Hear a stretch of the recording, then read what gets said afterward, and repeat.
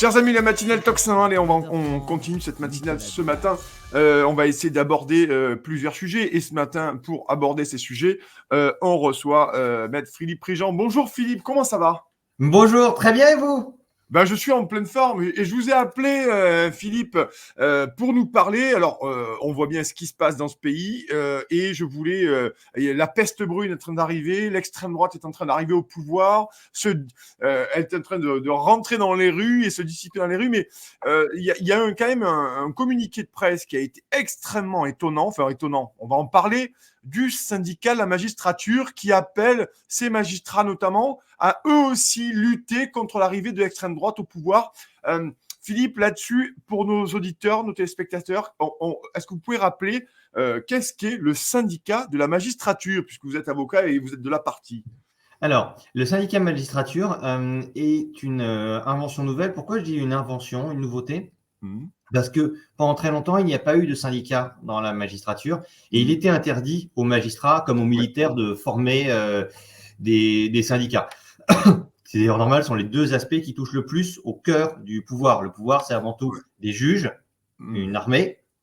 Après, on a greffé plein d'autres choses dessus, mais ça, ce sont les gens qui exercent le pouvoir dans ce qu'il a de plus, c'est légitime, mais de plus dur. C'est-à-dire, au bout d'un moment, on ne vous demande pas votre avis, on n'est pas une assistante sociale, ça va se passer comme ça et pas autrement. Il y a des règles, il faut les appliquer. Donc, le syndicat de la magistrature a été créé en utilisant l'autorisation qui a été donnée il y a quelques décennies aux magistrats de former des syndicats. C'est une organisation de membres de la magistrature qui est en tête dans les élections. Alors, il n'y a pas forcément une énorme participation. La participation est en dessous de 50% pour les élections pour les magistrats. Donc, il y a des gens qui ne votent pas. Néanmoins, parmi ceux qui votent, ils sont en tête. On va dire que c'est Emmanuel Macron en 2022, si vous voulez. Il n'y a pas beaucoup de participation, mais enfin, il est quand même en tête parmi ceux qui votent. C'est l'ordre d'idée. Et c'est une organisation qui, par exemple, participe à la fête de l'humanité du Parti communiste. Oui, qui a son stand, hein, notamment à la fête de l'humanité. Qui a son stand depuis de nombreuses années. Ils sont là, à côté des merguez. Très bien. Sauf que ce syndicat, à très nombreuses reprises, a pris parti dans des affaires politiques et a montré des opinions politiques. Il avait aussi fait un mur des cons. Dans lequel il y avait des ministres. Et ce syndicat réunit à la fois des juges, ce qu'on appelle des juges et des procureurs. C'est-à-dire que vous avez des gens qui sont parquetiers, qui requièrent, ils ne jugent pas, mais qui dirigent l'action de la police, qui demandent des peines, l'application de la loi pénale, généralement la condamnation devant les tribunaux. Et vous avez les juges dits du siège, les vrais juges, ceux qui prennent les décisions et qui disent bon, monsieur est coupable ou non, et monsieur va aller 9 jours ou 9 ans en prison, par exemple. Ce syndicat, qui a pris donc parti à de nombreuses reprises dans des affaires politiques, aujourd'hui, explique qu'il faut faire barrage à l'arrivée au pouvoir de l'extrême droite. C'est malheureusement pas la première fois qu'il prend parti dans une élection. C'est la première fois, peut-être depuis 2002, mais c'est la première fois qu'il prend parti de façon aussi nette et en disant clairement qu'il faut empêcher l'arrivée au pouvoir de la coalition des patriotes. Je ne pense pas que les termes insultants aident au débat de toute façon. Évitons-les, je vous le propose. C'est la première fois qu'il prend parti de façon aussi nette et pour dire effectivement il faut empêcher l'arrivée au pouvoir et effectivement c'est transparent, l'exercice du pouvoir par cette coalition patriote. Ça pose un énorme problème parce que ça pose deux problèmes même. Ça pose un problème de déontologie technique, c'est-à-dire que normalement, les magistrats sont astreints à une obligation de réserve et d'impartialité. C'est un point où on est d'accord ou on n'est pas d'accord. Après, je reviendrai sur l'autre point, mais on est d'accord ou on n'est pas d'accord, mais c'est la loi. Donc, ce que disent d'ailleurs à juste titre les magistrats très souvent dans des affaires où des gens sont jugés, écoutez, monsieur ou madame, votre histoire est passionnante, tout ce que vous m'expliquez est très intéressant, mais en fait, il y a une règle, il faut l'appliquer. Ici, on n'est pas dans une république bananière, donc si c'est la loi, on va l'appliquer, point. Et vous venez devant un magistrat et vous dites, franchement, cette règle du Code civil me paraît scandaleuse, le principe d'indemnisation intégrale du préjudice ne correspond pas du tout à ma vision de la justice. Puis je vous réponds, écoutez, c'est passionnant, mais en fait, je ne vais même pas vous répondre tellement ce n'est pas le sujet. Ouais. Ça pose un vrai problème de manquement à la déontologie, parce que c'est une obligation déontologique. Encore une fois, on est d'accord, on n'est pas d'accord, mais c'est comme ça et c'est pas autrement. Et est-ce qu'on peut être magistrat si on ne comprend pas c'est comme ça et c'est pas autrement parce que c'est la loi? Je suis tout à fait d'accord que des gens peuvent, et à titre personnel, refuser de devenir magistrat en se disant j'ai pas forcément envie de le faire, j'ai pas envie de me plier à la discipline de la règle. C'est une forme d'esprit tout à fait légitime, et si ça se trouve, beaucoup de gens qui nous écoutent se disent moi j'aimerais pouvoir j'ai pas envie d'avoir à être contraint d'appliquer une règle pour régler mon comportement ou pour trancher des litiges. Je le comprends, mais à ce moment-là, il ne faut pas devenir magistrat. Comme si vous êtes médecin, vous n'avez pas envie de voir des malades, ça va être un problème. Peut-être ne pas avoir envie de voir de malades. Juste, il ne faut pas devenir soignant. Ça pose un deuxième problème. Parce que là, je vous dis effectivement, c'est la règle et il faut l'appliquer. Ça me paraît, dans un état à peu près civilisé, ça devrait être ça. Mais il y a un deuxième problème qui se greffe sur le premier. C'est l'impartialité. C'est-à-dire que ce n'est pas seulement une obligation déontologique, c'est aussi un problème, certes juridique, mais pour les citoyens. Pourquoi? De quelles lois essentiellement parlons-nous? Mais ce n'est pas seulement les lois pénales. Il y a beaucoup de lois pénales, mais l'action des juges, et c'est bien normal, va bien au-delà de la loi pénale. Il y a plein d'autres lois en dehors du code pénal. Imaginez demain que vous êtes une partie civile dans une affaire et qu'un des points du programme de cette coalition patriote, Rassemblement national et quelques autres autour, soit en cause. Par exemple, imaginons que c'est leur programme, donc vous pouvez imaginer qu'ils pourraient le faire, ils doivent y tenir. Il y a un nouveau ministre de la Justice qui arrive, Jean-Paul Garot, par exemple, qui est un ancien magistrat, et qui dit désormais, les peines, les qualifications de viol et de meurtre seront sévèrement appliquées. C'est-à-dire qu'au lieu de faire semblant, ce qui se passe actuellement, qu'un viol n'est pas vraiment un viol et on qualifie ça en agression sexuelle, ce qui permet de réduire massivement les peines, et que ça arrive même en matière de meurtre. C'est terrible, mais ça arrive en matière de meurtre. Vous avez des cas où des gens qui sont victimes de tentatives d'assassinat, ça se voit. Il y a un cas, j'en ai entendu parler récemment, de quelqu'un qui est passé un an quasiment, passé un an à l'hôpital parce qu'on lui avait tiré dessus. Ça a l'air de ressembler à un meurtre. En tout cas, la question peut se poser, surtout au lieu de dire tout cela va être traité en coups et blessures et agressions sexuelles, c'est pas trop grave, des petits délits, quoi. Limite, on est gêné de vous demander de vous déplacer pour ça.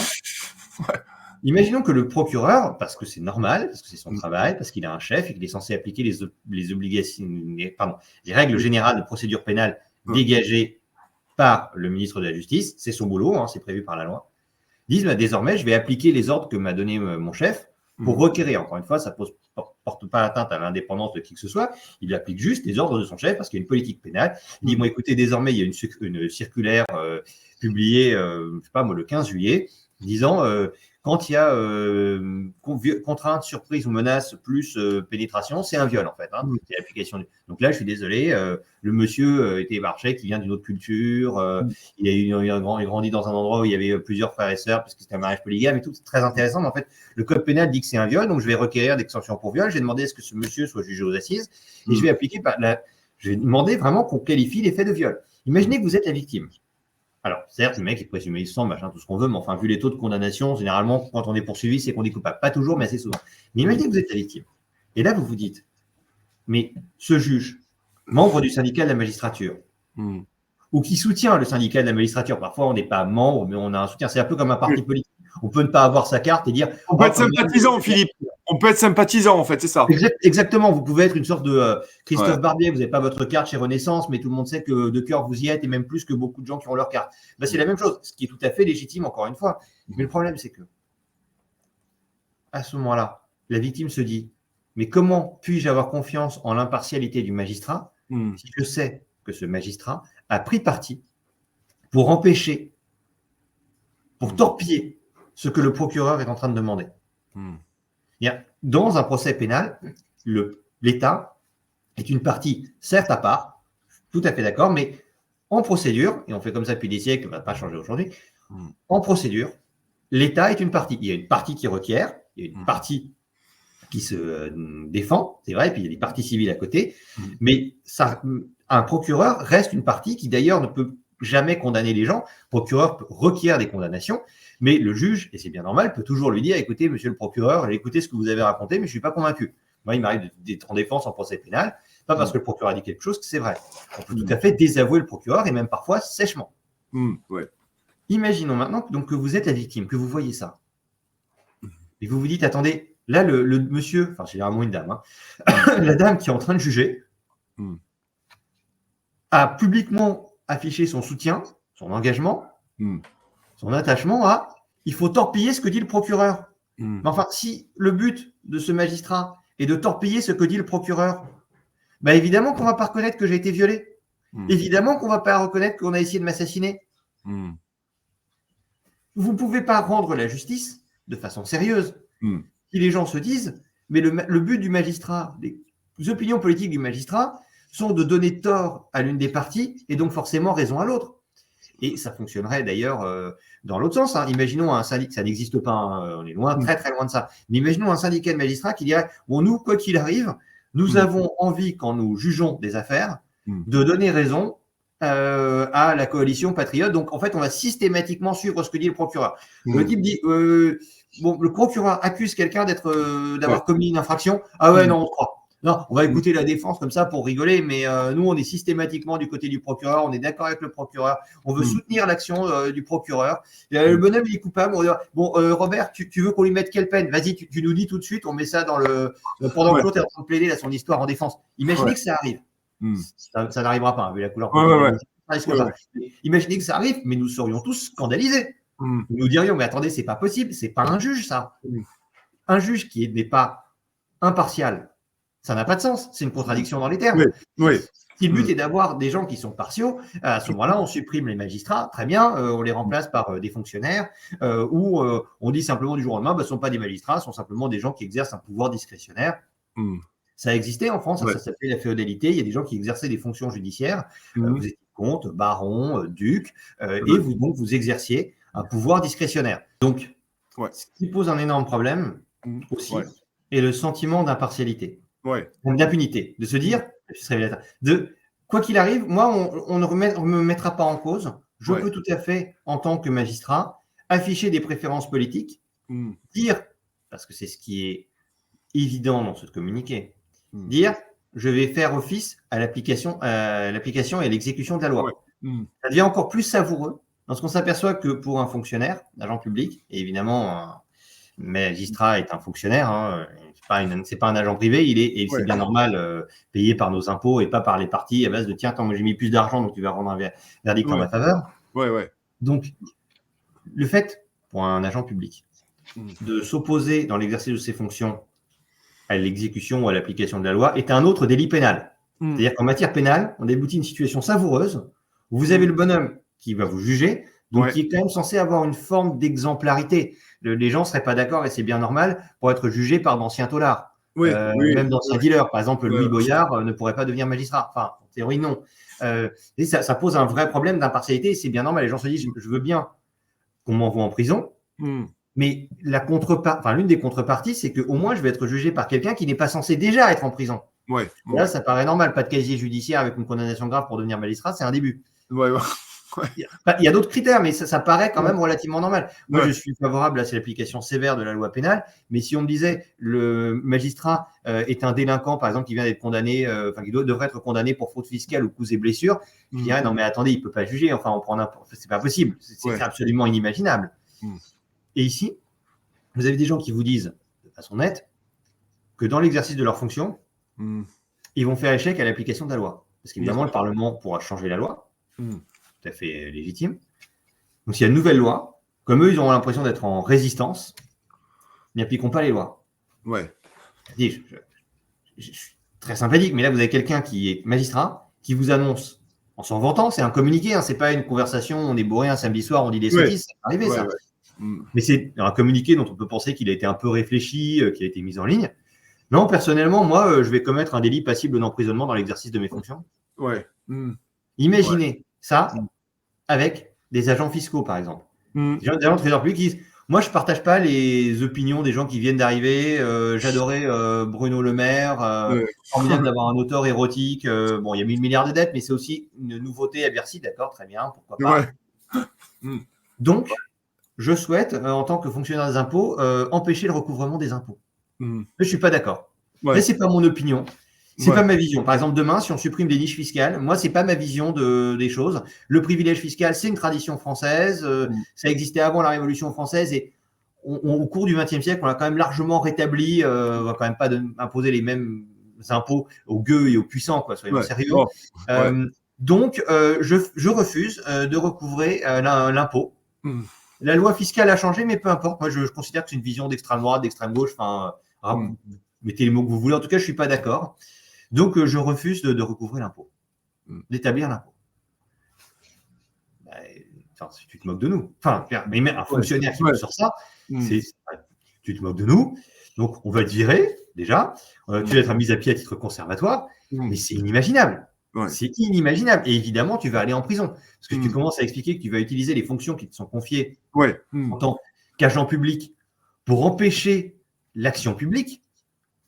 Mais ça n'a plus de sens. On ne va quand même pas te payer, nous, État français, au nom du peuple français qui paie les impôts, pour que tu torpilles la politique décidée par les gens qui payent ton salaire. Enfin, c'est inimaginable. Mais dans une entreprise privée aussi, c'est inimaginable. Vous imaginez, vous allez voir votre patron et vous dites, moi, je vais m'engager activement pour vous empêcher de développer ce produit. D'ailleurs, enfin, non, tu ne vas pas faire. Enfin, si tu vas le faire, tu vas être viré tout de suite. J'espère que c'est une mauvaise plaisanterie. Là, c'est encore plus grave, parce que je disais à propos de l'action des magistrats, parce qu'ils sont des agents publics agissant dans le cadre de leur fonction publique. Donc, il y a une vraie question de délit pénal. C'est encore plus grave que dans le secteur privé. Dans le secteur privé, les gens éclatent de rire à l'idée qu'on puisse faire ce genre de choses. Mais c'est encore plus grave parce que ça veut dire que vous avez des gens qui se considèrent propriétaires de leurs charges. Ils n'ont pas le sentiment d'avoir des devoirs vis-à-vis de l'État. Ils ont l'impression que l'État a uniquement des devoirs vis-à-vis d'eux. Chaque mois, leur traitement doit tomber. Mais ils ne sont pas tenus de respecter la moindre obligation, y compris l'impartialité. C'est le fonctionnement des fonctionnaires d'Ancien Régime qui étaient littéralement propriétaires de leur charge. Mais enfin, au moins, eux l'avaient acheté à un moment, ils avaient donné de l'argent. Vous entrez, à quel moment tu payes? Non, tu payes nulle part. Tu arrives, tu commences juste à encaisser les sous. Mais là, comment pouvez-vous avoir confiance dans des gens qui se considèrent comme propriétaires de leur charge au point qu'ils sont délivrés des obligations de leur charge? Je vous rassure, même sous l'Ancien Régime, ça choquait. Ils vendaient les charges parce que ça rapportait de l'argent, mais Richelieu trouvait ça choquant. Bon. Aujourd'hui, on se dit, non, on ne va pas trouver ça choquant. Alors maintenant, que devrait-il se passer? Évidemment, tout ça sera décidé après les législatives parce que, et c'est là, pour le coup, je le comprends, le gouvernement fait complètement autre chose. Je le peux tout à fait le comprendre. Et une fois que le nouveau gouvernement sera en place, ça posera la question de que faut-il faire?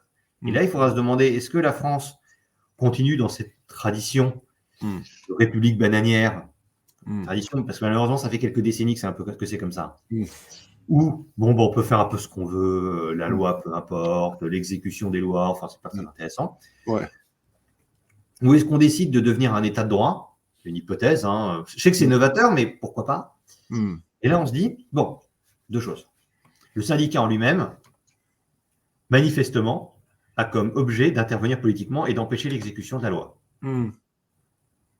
Et d'empêcher les procureurs, qui sont des magistrats, de faire leur travail de procureur. Si vous considérez que votre objectif en tant que syndicat, c'est d'empêcher l'exécution de la loi et d'empêcher des gens de faire leur travail, parce que le procureur est là pour appliquer la politique pénale décidée par le gouvernement, on est d'accord ou on n'est pas d'accord, mais c'est comme ça. À ce moment-là, ce syndicat doit être supprimé. C'est la question que j'ai envie de vous poser, Philippe, parce qu'effectivement, vous avez abordé la question de l'après. Si jamais le RN arrivait ou une coalition LR-RN arrivait, est-ce que finalement, ça devrait être une réflexion, ou je ne sais pas, à tort ou à raison, de ça? Est-ce que ça peut être changé finalement? Le syndicat administratif pourrait-il être changé? Du moins, je vais vous donner Je vais vous donner ce que les Britanniques appellent du wishful thinking, c'est penser en étant plein d'espoir.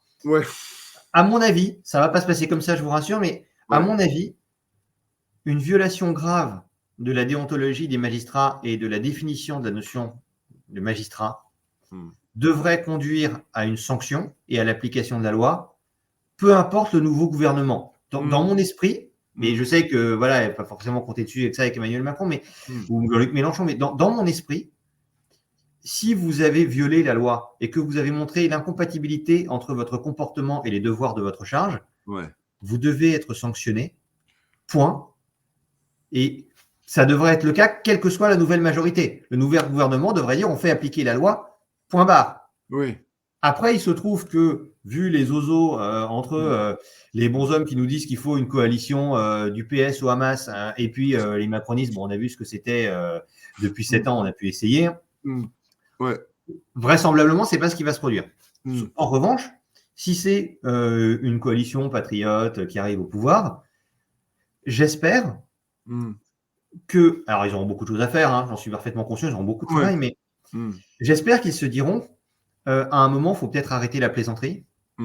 Il faut dissoudre ce syndicat dont manifestement l'objet est d'entraver l'exécution de la loi. Il ne faudrait pas être un syndicat de magistrats et avoir comme objectif d'empêcher l'exécution de la loi. Imaginez encore une fois un syndicat de policiers qui vous dirait notre but, c'est de torpiller les enquêtes. Un syndicat de militaires. Il y a eu la même question pour les magistrats que les militaires, à peu près la même question, et finalement, les syndicats militaires ont fini par être autorisés, mais c'est avec la même condition de vous n'allez pas empêcher de faire votre boulot. Imaginez un syndicat militaire dont l'objectif est de dire aux gens qu'il ne faut surtout pas se battre. Vous avez les opinions que vous voulez sur tel ou tel conflit. Un syndicat militaire pacifiste, Philippe. Un syndicat militaire pacifiste. C'est pas possible. C'est inimaginable. Par conséquent, il faut dissoudre ce syndicat. Mais il faut aussi s'interroger sur les magistrats qui appartiennent à ce syndicat et qui ne se sont pas désolidarisés de ce communiqué. Parce que ces magistrats font douter de leur impartialité objective.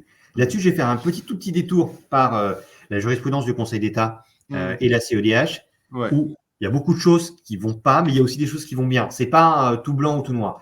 Il y a une notion qui s'est développée au cours des dernières décennies, qui s'appelle l'impartialité objective. Qu'est-ce que c'est que l'impartialité objective? C'est de dire, en matière d'impartialité, il ne faut pas seulement que la personne soit impartiale dans son fort intérieur, il faut aussi qu'elle donne l'apparence de l'impartialité. Il y a une jolie phrase de César, elle date d'il y a 2000 ans, qui est de dire, parce qu'elle a été soupçonnée d'adultère, et à l'époque c'était très grave dans la société romaine, la femme de César ne doit pas même être soupçonnée. Donc il a dit, je divorce, parce que ma femme est soupçonnée, et que l'existence de ce simple soupçon est incompatible avec ma fonction. Il était grand pontife, il a des fonctions juridico-religieuses compliquées, on ne va pas faire un cours d'histoire romaine, mais il disait, je dois être au-dessus de tout soupçon, ça tout le monde était d'accord, et en fait, le fait que sa femme soit soupçonnée, le budget à la quitter. On est d'accord ou pas, hein, mais c'était la règle. Là-dessus, et c'est devenu un proverbe en anglais. Par conséquent, nous sommes dans une situation où on peut douter de l'impartialité de certains magistrats. Peut-être que dans leur fort intérieur, ils sont vraiment impartiaux lorsqu'ils jugent les affaires et ils se disent « je vais laisser à l'écart mes sentiments et mes convictions politiques personnelles lorsque je juge ». C'est possible. Et de toute façon, il est très compliqué de savoir ce que les gens pensent en leur fort intérieur. Vous pouvez parfois vivre avec quelqu'un, et vous affaire du divorce, c'est toujours ça. Je vivais avec lui depuis 20 ans, mais je ne savais pas qui il était. Donc, que pensent les gens en leur fort intérieur? On le sait très difficilement. En revanche, ce qu'on sait, c'est l'apparence. Parce qu'en plus, elle est rendue publique.